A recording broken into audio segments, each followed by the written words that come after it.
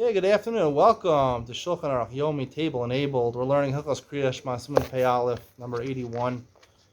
More about Soa. Din Soa's katan. You have a baby, and they make diapers. A lot of them when they're breastfeeding, their diapers don't smell that bad. So the halacha is, we'll see. You don't have to distance yourself dalit amos for them. You could actually, right in the presence, while you see the actual dirty diaper, you're changing the child. You can still make brachas. Maybe because erva, you can't make the bracha if you're looking at it. But if you're facing a different direction, you see a diaper with poop in it, it's okay. What's the age where you have to be marchik? So the halacha ala katan shigil lechal she'acher kayotze bo yachal echal kazayis dagan matech shtuchal gadol echal achilas pras marchikim mesuasa raglav. The age which not most children of that age, they can eat a kazayis dagan, right? Which is a kazayis is how much? I don't know. Kazayis is 3.3 ounces. I don't know, half a matzah. I don't know, Pesach. This would actually be a kula over here. If you have to eat a half of a shmura matzah in order to be yosei kazayas on Pesach, so you have to get to the age where a child could eat a half a matzah. And the time it takes people to eat a achilas pras, which is half a loaf of bread, which is somewhere between 2 and 9 minutes.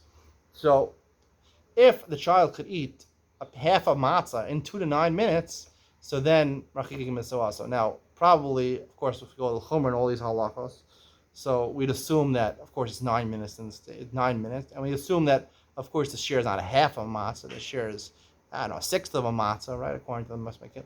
So if you, there will be machmer, but here will be machmer also. We have to be machmer in all cases. So, so here, if he eats a sixth of a matzah in 9 minutes, some say 18 minutes, 3 hours, 9 minutes, I think is the most mekel, shkidei achilas pras. So, I don't know, generally a kid, how old is he? I don't know, a child, a year and a half, a year, how many Cheerios could he eat? If he can enough Cheerios, a sixth of a third of a matzah in 9 minutes, so that age, we'd have to figure out exactly what age that is. I wish the poskim would actually say what age it is, This halacha is not so simple because this is like the Beis Yosef, based on the Beis Yosef's explanation according to the poskim. This is what the Beragola says. The Gemara in Sukkah just says when he reaches the age where he could eat kazayis dagan, rachikim misoasa, he could eat a kazayis of dagan. He could eat an olive's amount of dagan, of Cheerios. He eats a couple of Cheerios, right? So then his soa, his excrement smells worse. It smells bad. That's presumably the reason. It smells very bad. And you have to distance yourself dalet amos because it's not vayah machanecha kodesh. Doesn't say, the poskim talk, and Mishnah Berurah talks about, what about this kid? He doesn't eat Cheerios. He's stuck on Materna, on Similac. Here they have Materna, a formula, baby formula. He's not eating kazayis dagan. So what is the age? Doesn't say really in the poskim. The poskim do say that once he reaches 6 or 7 years of age, so then even if he doesn't, for some reason, he doesn't eat bread or doesn't eat wheat, you still have to mark him. So also, let's go on to halacha beit. Hayakorev ara soa kenegdo. Let's say you're reading Kriya Shema and you end up seeing a mistake. You see some excrement, some dog poop in the street, but it's not dog poop. Dog poop is okay. Generally, it's human poop. That's one of the dirty diaper. You should stop saying Kriya Shema. Go in front of it.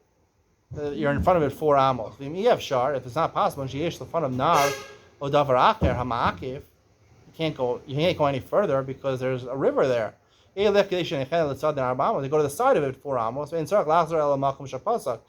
You realize you made a mistake, so you only have to go back to where you stopped. So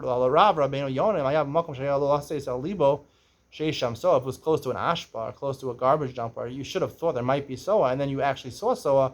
The Rabbeinu Yonah argues on the Rashba, and he says he penalizes you, and you have to go back to the beginning. That's about famous Malchus we had before, the Rashba and Rabbeinu Yonah. There is no mention made over here about the smell, because we've talked about you have to be marked not just Dalet Amos, but also Dalet Amos from where the smell ends.